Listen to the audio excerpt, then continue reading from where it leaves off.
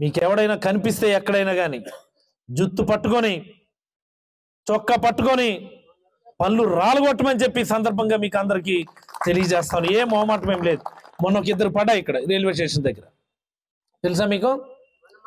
మొన్న night railway station దగ్గర రాత్రి 10:30కి వాళ్ళు ఊరు వదిలి పారిపోయినారు వాళ్ళిద్దరు.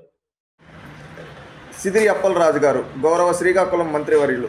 అయ్యా సిదిరి అప్పలరాజు గారు, మీరు ఒక మంత్రిగా ఉండి ఈరోజు ఎంత స్థాయికి దిగజారిపోయారో చూసుకోండి.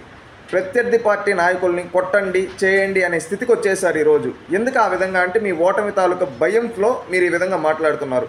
మీరు ఒక మంత్రిగా ఉండి మీరు మాట్లాడాల్సింది ఏంటి, చేయాల్సింది ఏంటి, ఈరోజు మీరు చేస్తున్నది ఏంటి ఒకసారి ఆలోచించండి మంత్రివర్య. ఎందుకంటే మీరు ఇది తొలిసారి కాదు, 2019లో మీరు గెలిచిన నాటి నుండి ఈ రోజుటి వరకు తెలుగుదేశం పార్టీ కార్యకర్తలపైన ఒక దమనకాండ చేస్తూ ఉన్నారు. ఇది ఒకటే కాదు, ఎంతోమంది మీ సొంత పార్టీ నాయకులను కూడా వేధిస్తూ పోలీస్ స్టేషన్లో కేసులు పెట్టి వేధిస్తున్నారు. ఇది కరెక్ట్ కాదు అప్పలరాజు గారు, మార్చుకోండి. మీరు ఒక బాధ్యత గల మంత్రి, ఒక శాసనసభ్యుడు, ఒక చదువుకున్న విద్యావంతులు. మీరు ఎలా ఉండాలి? హుందాతనంగా గౌరవంగా ఉండాలి. కుదిరితే ప్రత్యర్థులకు కూడా మంచి చేసి పలానా నాయకుడు ప్రత్యర్థులకు కూడా మంచి చేశాడని చెప్పారు. కానీ మీ తీరు ఎలా ఉందంటే ఈరోజు మీ ప్రత్యర్థి అయిన ఒక మహిళ గౌతు శిరీష గారిని బూతులు తిట్టిస్తావు నీ పార్టీ సోషల్ మీడియా వాళ్ళ చేత.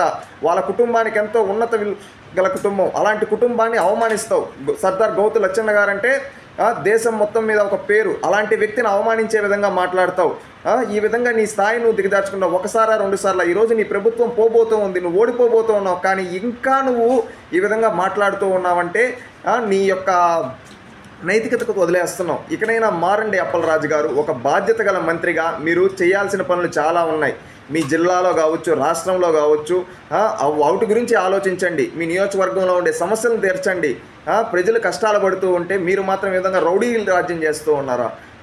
ఆంధ్రప్రదేశ్ రాష్ట్ర ప్రజలు, శ్రీకాకుళం ప్రజలు ఆలోచిస్తూ ఉన్నారు. ఎందుకంటే నిన్ను రానున్న ఎన్నికల్లో నిన్ను ఓడిస్తారు, అది గుర్తుపెట్టుకోండి. ఇకనైనా మారకపోతే రేపు ఓడిపోయిన తర్వాత నీకు ప్రజలే బుద్ధి చెప్తారు.